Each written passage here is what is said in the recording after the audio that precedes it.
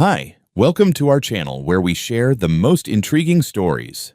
When Randall set out to build his dream home in the Utah desert, he expected peace, not war. But a power-hungry HOA, forged documents, and locked gates turned his quiet project into a battle for freedom and one man's stand against suburban tyranny. I drove through the endless stretch of red desert, dust trailing behind my truck like a smoke signal no one bothered to read. Weekends were the only time I could check on the progress of my dream home, an earth-berm structure carved right into a slope of southern Utah sandstone, a place that would disappear into the land rather than wound it. No neighbors, no noise, no one telling me which shade of beige was approved by the community aesthetic panel. Just me, the rock, and a whole lot of stars at night. Or so I thought. As I rounded the last bend toward my private access road, I saw something that made my foot slam the brake instinctively. My gate, the one I paid for, the one sitting entirely on my land, now had a shiny new metal sign bolted to it that read, "Private, Hugh Residence Only," in big bold letters. And, just in case that was too subtle, a heavy chain wrapped the posts together, secured with a brand new lock stamped with a logo I had come to despise instantly, Sun Mesa View Estates HOA. It was like someone had hiked into the middle of Yellowstone and hammered in a sign saying Disneyland only. A man in a bright yellow vest and sunglasses stepped out from a white SUV parked nearby, hand resting near a holstered taser. The vest proudly displayed the same HOA logo, as if that magically granted authority over federal airspace. "Sir," he said, lifting a clipboard and squinting judgmentally, "this road is restricted to residents. You can't be here." "I own this property," I replied slowly, like explaining gravity to a brick. "This is my land, my road, my damn gate." He glanced at his clipboard, shook his head, and motioned toward the sign like it was scripture. "According to our records, this falls under the buffer zone of Sun Mesa View Estates. If you're not registered as a resident, you need to turn around." "A buffer zone? Did you folks declare eminent domain using crayons and wishful thinking?" He didn't appreciate the humor. His jaw clenched. I pulled my wallet out and showed him my driver's license with the parcel address printed clearly. Not that it mattered. He lifted a hand dismissively, already convinced that paperwork was just a decorative concept in my world. "Please remove the chain," I said. "I'm going through." "That won't happen, sir. Not without authorization from the HOA board." "Well, lucky me," I muttered, already dialing 911. While I waited, the guard stood like a statue, sunglasses reflecting my growing rage. In the distance, the sandstone cliffs shimmered under the sun, reminding me why I bought this land in the first place. Freedom, peace, a fresh start. And right now, a fresh start apparently came with a tyrant in yoga pants. Because soon enough, a pearl-white SUV rolled up, dust swirling around it like a miniature hey-boob. The door opened, and out stepped a woman who looked like she ironed her personality into her hairstyle. Blonde bob, perfectly matching blazer and shoes. Clipboard clutched like a Bible of wrath. "Mr. Sloan," she greeted me with a smile sharp enough to cut steel. "I'm Karen Winslow, president of Sun Mesa View Estates Homeowners Association. We need to address your trespassing issue." It took every ounce of willpower not to laugh in her face. "Trespassing," I echoed. "On my own land." She tapped her tablet, scrolling with rehearsed authority. "There is an archived agreement from 1993 indicating this territory was designated as a community buffer zone. Until we review the historical boundaries, you do not have the right to access this road. I bought this property legally. It was surveyed, permitted, recorded, and I have every document to prove it." Karen made a sound that could only be described as an entitled scoff. "Well, you should have consulted with the HOA before beginning any development adjacent to our community. You are negatively impacting our desert view and community standards." I stared at her. "I am not in your HOA." She cleared her throat sharply. "We'll let the courts decide that." As if on cue, a patrol car finally pulled up. The officer stepped out, taking in the situation with the tired look of a man who regretted every career choice that led him here. I explained. Karen interrupted. I explained again. Karen interrupted again. It was like arguing with a malfunctioning Alexa. Finally, the officer rubbed his forehead and delivered the sentence every victim of HOA harassment hears eventually. "This sounds like a civil dispute. You'll need to resolve it in court." "Great," Karen said triumphantly. "So the chain stays." She turned her back to me and walked away, like she'd just defeated a dragon in battle. The guard resumed his post. The officer left.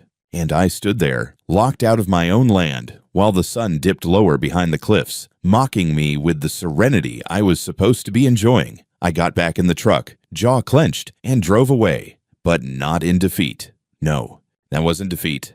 That was the opening shot of a war. I didn't sleep that night. I laid in bed replaying every detail of that surreal confrontation, the smugness in Karen's voice, the way the security guard refused to acknowledge basic property law, and that lock. That damn lock on my gate, sitting there like a middle finger welded in place. By Monday morning, things went from infuriating to outright sabotage. Around 7:30, I got a call from Mason, the lead contractor handling excavation and foundation work. He sounded uncomfortable. "Hey, Randall. Look, man, we got to pull out of the site for now." "What? Why?" He sighed.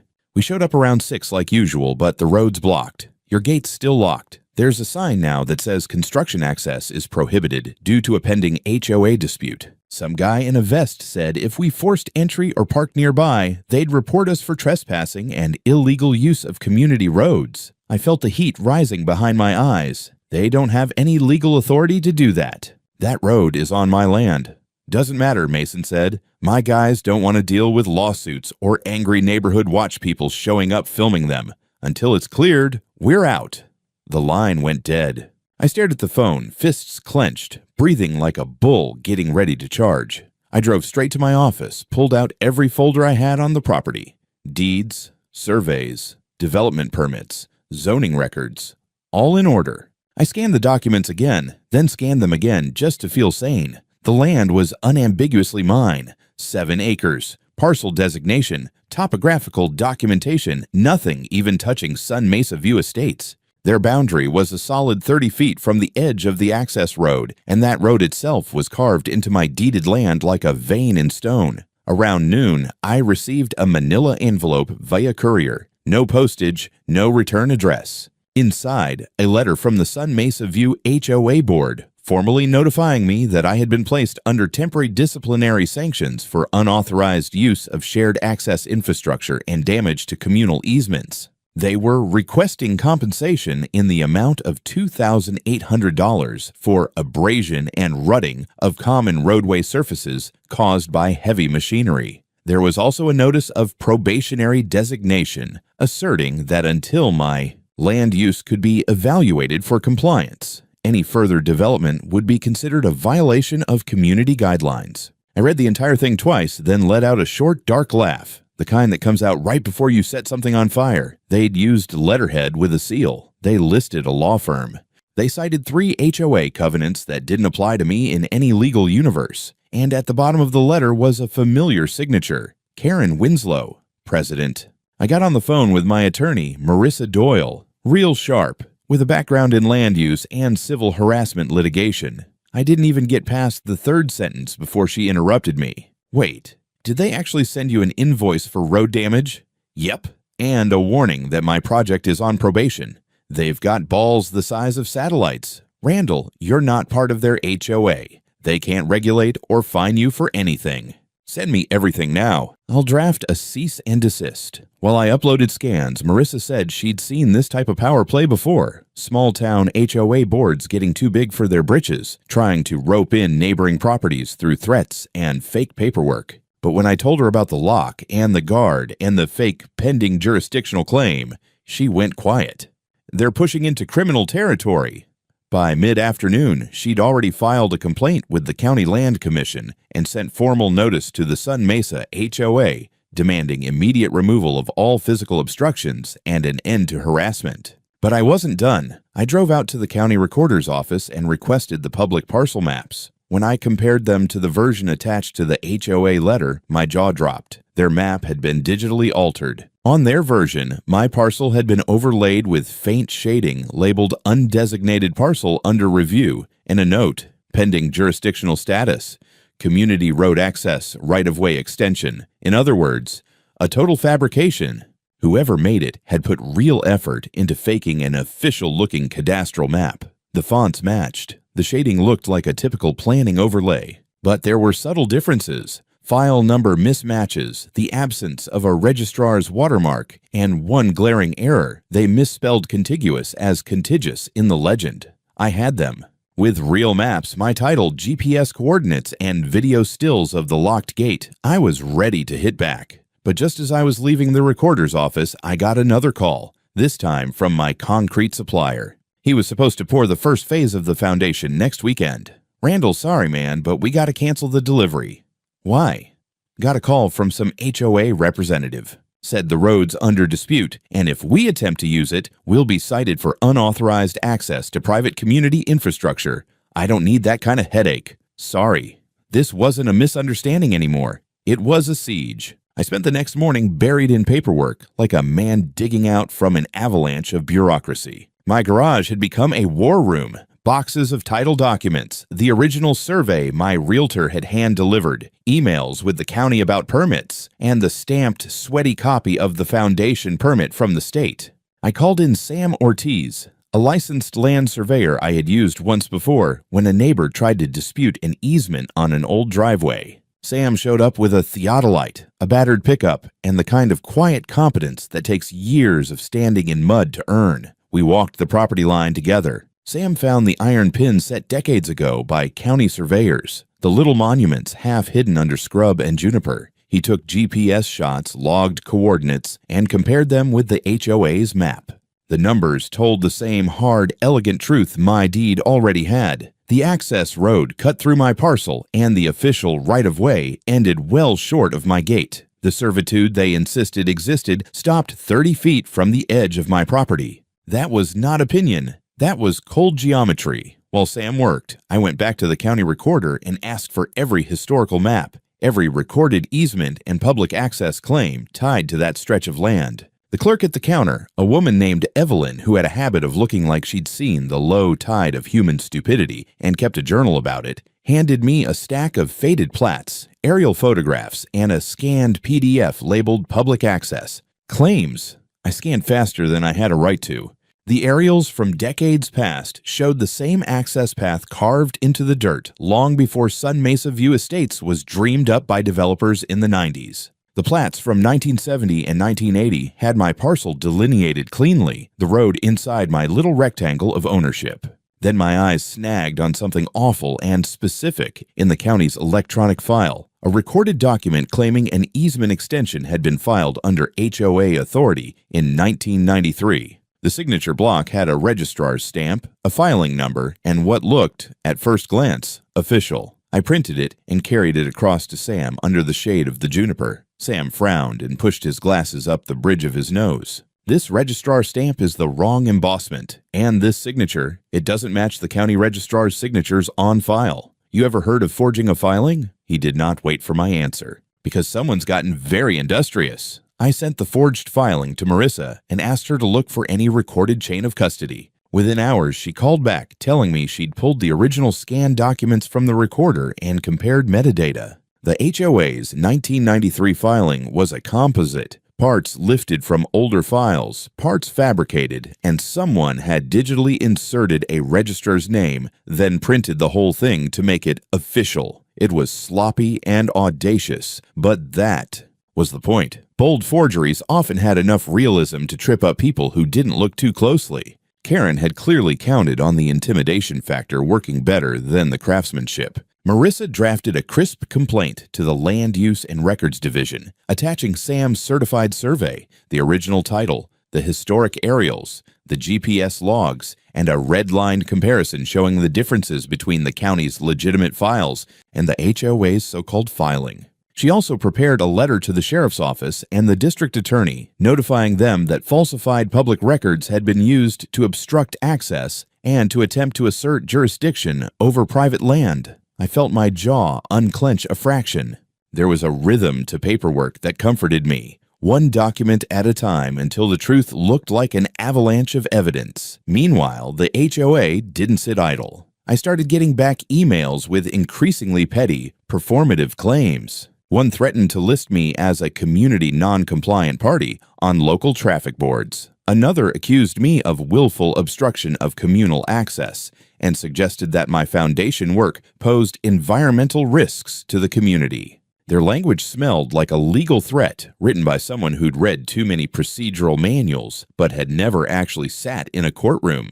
Karen herself called my office that afternoon. Her voice was flat and practiced. "Mr. Sloan," she said, "we have every right to ensure our views and infrastructure are preserved. Until the county resolves this, no heavy equipment should approach the road." "You can't lock my gate and ban my contractors," I said. "You fabricated a filing to do it." There was a long silence. Then she said, voice colder than anything I expected from a suburban warlord, "We'll see how the county chooses to resolve it. In the meantime, I advise you to avoid escalation."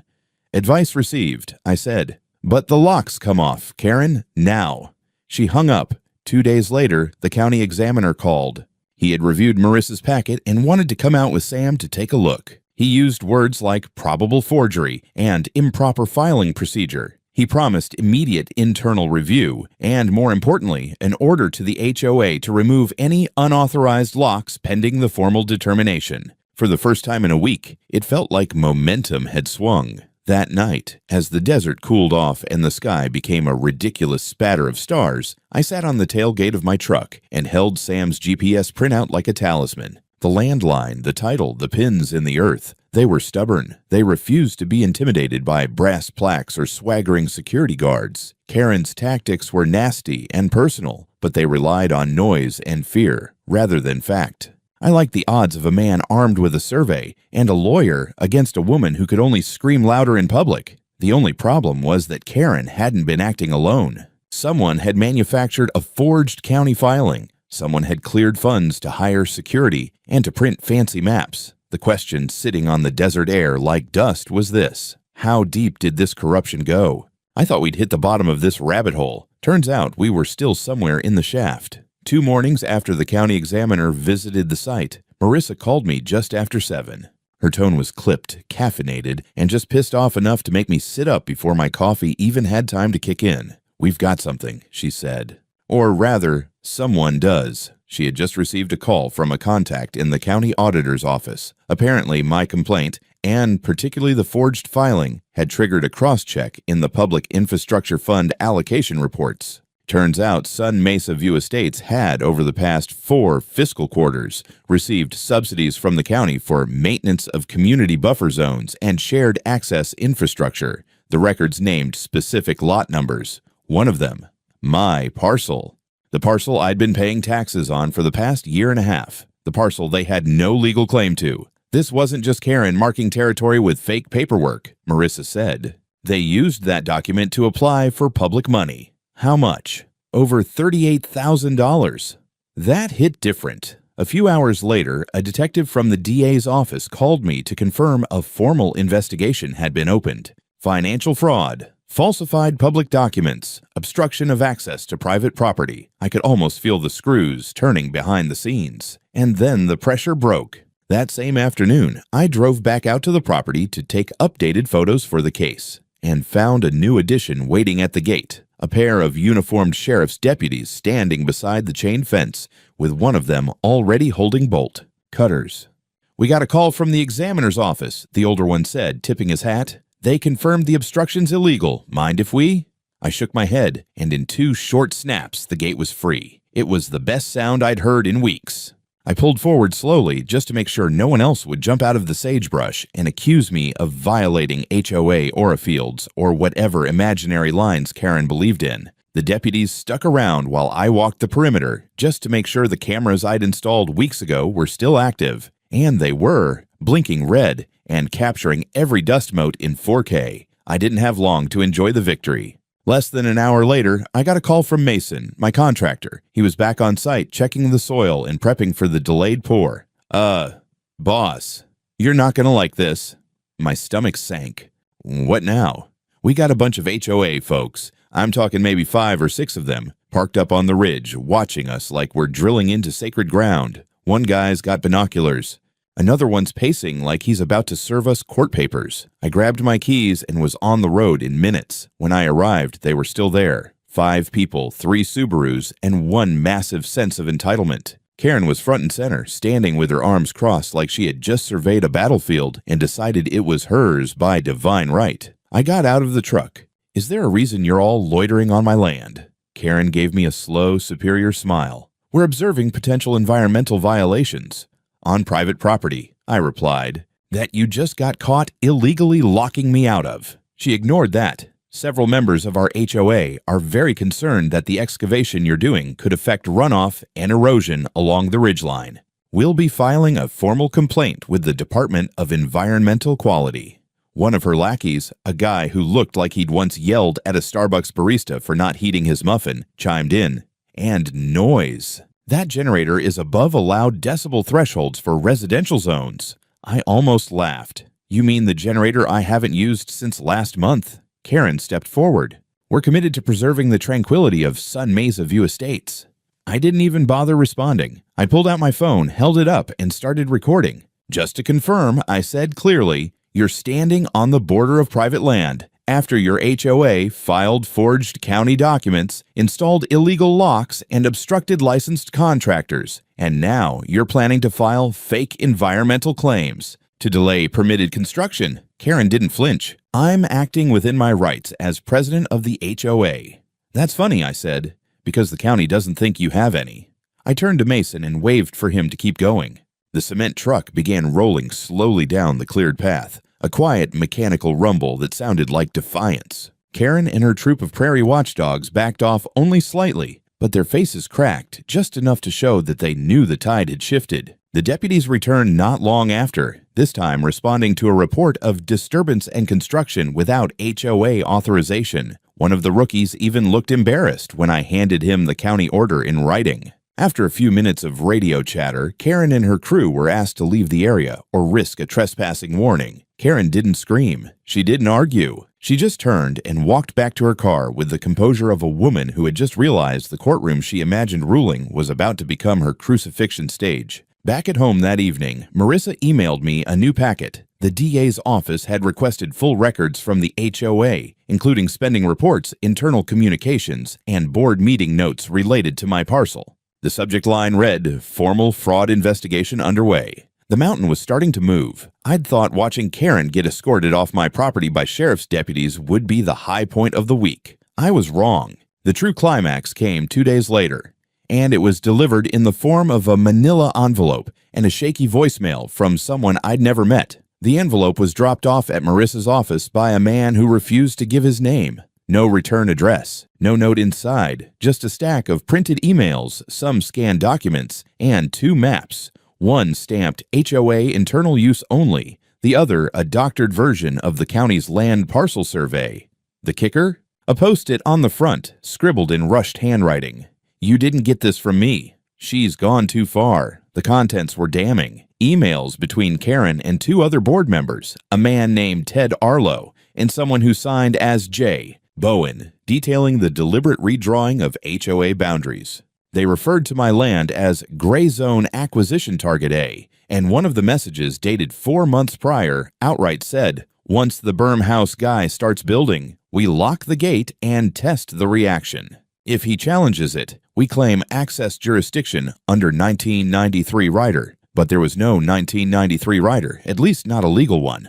What they had attached was a forged easement document, no official seal, a signature that didn't match mine, and a bogus filing number. They had literally created an imaginary access law to justify trespassing on my land, then used it to scam county funds. Marissa's voice on the phone was practically vibrating with fury. "This isn't just fraud anymore. This is racketeering. Coordinated misuse of authority for financial and political gain." We sent copies of the documents to the DA's office, and within 24 hours, a subpoena was issued. By that Friday, investigators were crawling through Sun Mesa View Estates HOA records, hard drives, and board emails. The fallout was fast. Ted Arlo resigned from the HOA board for personal reasons. Jay Bowen stopped answering calls. Karen, however, remained defiant. According to one of the neighbors, a soft-spoken woman named Janice who'd once yelled at Karen for banning hammocks, Karen called an emergency board meeting and declared it all a smear campaign, orchestrated by an outsider with no respect for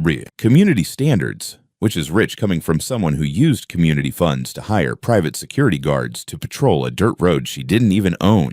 But the real surprise came next. One of the county GIS analysts, a guy named Victor I'd spoken to once during my complaint process, called me up and said, You're gonna want to see this." He emailed over a side-by-side comparison of the HOA submitted maintenance zone map and the county's actual public records. On Karen's version, the HOA's boundaries mysteriously grew by roughly 30%. My parcel was just one of 7 pieces of land that had been unofficially added to their buffer maintenance reports, meaning they'd been double-dipping county subsidies for land they didn't control. Victor's words, "It's basically organized theft. You could go federal with this." Marissa already had plans in motion. She'd filed a civil suit for trespassing, obstruction, and property damage. The DA's office added counts of forgery, misuse of public funds, and unlawful restriction of access. The total damages we were seeking, just shy of $90,000, enough to replace my gate, repair the access road, and cover every single day my contractors lost.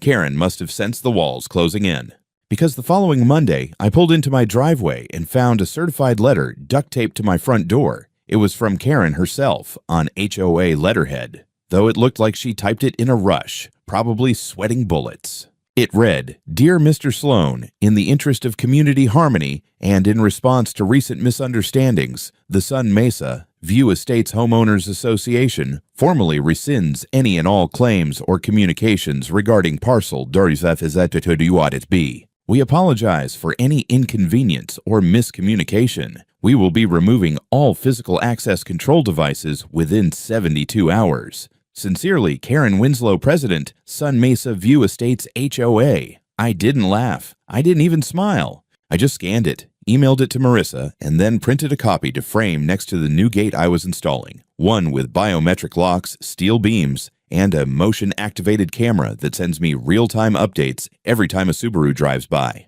The best part? The day after that letter arrived, the Sun Mesa View HOA website went dark. Their newsletters stopped. Residents began posting confused updates in the local community forum, wondering why their monthly board meeting was canceled and why Ted and Jay Bowen had disappeared. Karen had gone quiet, but I wasn't done. Not by a long shot. When the subpoenas started flying, the desert went quiet. Karen vanished. No HOA emails, no patrols, no smug Facebook posts about neighborhood integrity. Sun Mesa View Estates Clubhouse, usually glowing with overpriced LED lighting and Pilates gossip, sat locked with a faded sign reading "Closed for maintenance." The only maintenance going on was legal damage control, and they were failing miserably. But the silence didn't last. By midweek, I got a call from a local reporter named Shannon Marsh from the Southern Utah Sentinel. She'd picked up the scent after someone from the zoning office leaked part of the forged easement to the press. Shannon was sharp, too sharp for Karen's usual smoke and mirrors, and within 48 hours, she had a full piece ready to publish titled "Fake Roads and Real Finds: The Hidden Map War of Sun Mesa HOA." It blew up. The article detailed the land theft attempts, the fabricated maintenance zones, the gate chains, and even quoted from Karen's gray zone acquisition emails. My favorite line was one of Shannon's own. Karen Winslow tried to redraw the map and ended up erasing her own authority instead. Once the story hit Reddit, things escalated fast. Former Sun Mesa residents began crawling out of the woodwork. One guy, Todd from Lot 14, emailed me and said Karen once fined him for painting his mailbox too enthusiastically. Another woman claimed her backyard renovation was stalled for 6 months because Karen claimed her pond liner was a water hazard not compliant with HOA aesthetics. But now, seeing her exposed, they weren't just venting, they were talking and offering to testify. Meanwhile, our case was gaining weight. The civil court date was locked in. The DA added 2 new charges, wire fraud and obstruction of regulatory oversight, after investigators discovered that Karen had not only submitted doctored documents, but had also emailed them to a state agency during a subsidy request. That's a felony in Utah, but Karen, she wasn't folding. Not yet. Instead, I received a legal filing from her attorney, a painfully dense motion full of faux formal gibberish, attempting to countersue me for defamation and damaging the reputation of an elected community figure. I nearly choked on my coffee. Karen, who forged maps, blocked my road, and cost me thousands in contractor delays, now wanted me to pay her for making her look bad. Marissa didn't even blink. We'll bury this in discovery. And we did. Hard. We hit her with a motion to compel, demanding all HOA communications, security contracts, maintenance budgets, and internal memos from the last 5 years. She had no idea we had the mole. The same anonymous person who'd leaked the map had also passed along access to the HOA's private Google Drive. Every shady note, every vote held without quorum, every dollar misused, all backed up. That's when the cracks widened. An internal whistleblower, a treasurer named Dawn Kettering, approached our legal team through her own counsel. She handed over a statement, notarized and time-stamped, describing in detail how Karen had pressured the board to fabricate service claims on unowned land to qualify for grant money. Dawn had even tried to object and was allegedly told, quote, "If you want to keep your yard, you'll keep your mouth shut." And then came the cherry on top. We obtained a copy of a private security invoice Karen had signed. It listed the post for gate control access, parcel 728B, scheduled enforcement, directly naming my land as an active HOA controlled zone. The irony?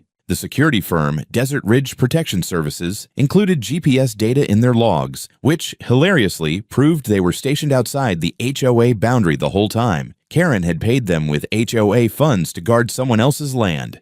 By the end of the month, our case binder was over 3 inches thick. Maps, satellite images, witness statements, surveillance logs, financial records, audio transcripts, all of it painting the same picture. Karen had weaponized her HOA presidency like a tin pot dictator, using bureaucracy as a cudgel and her board as an echo chamber. But it wasn't just about me anymore. Residents wanted their money back. The county wanted its grants returned, and several former board members were quietly hiring lawyers of their own. The courtroom was coming, and Karen, for the first time in her plastic perfect life, wouldn't be able to control the narrative. Court day felt more like a demolition derby than a legal proceeding. Karen strutted in wearing a beige pantsuit that probably cost more than my truck, flanked by 2 attorneys who looked like they hadn't read a page of the case file. I, on the other hand, showed up with Marissa, a binder thick enough to stop a bullet, and 5 witnesses ready to testify,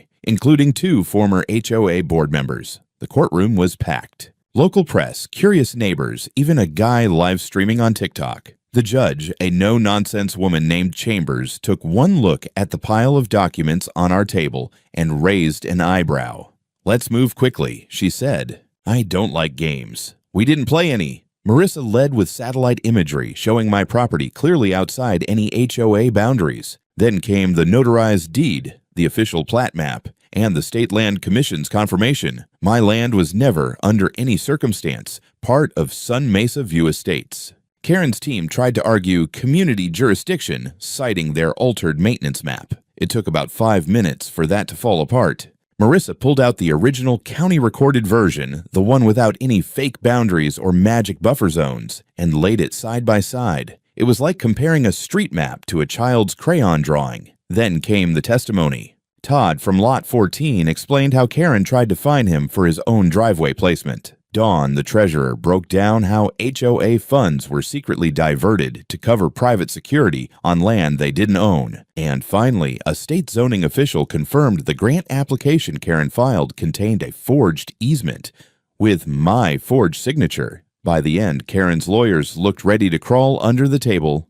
Karen? She just sat there, frozen, blinking fast like someone who couldn't reboot their own brain. Judge Chambers didn't need long. The ruling: HOA to immediately cease all interference with my property, pay damages totaling $89,000, and dissolve due to governance violations. Karen was banned from holding any HOA positions in the state. A separate fraud investigation was officially launched. I didn't smile, not yet, but damn, it felt close. The next morning, I drove out to my land in silence, windows down, wind pushing through, like the place had finally taken a breath. The chains were gone. So were the guards. The private HOA residence only sign lay flat in the dirt like a surrendered flag. I didn't even have to get out of the truck. I just sat there for a second and let it sink in. It was over. Well, almost.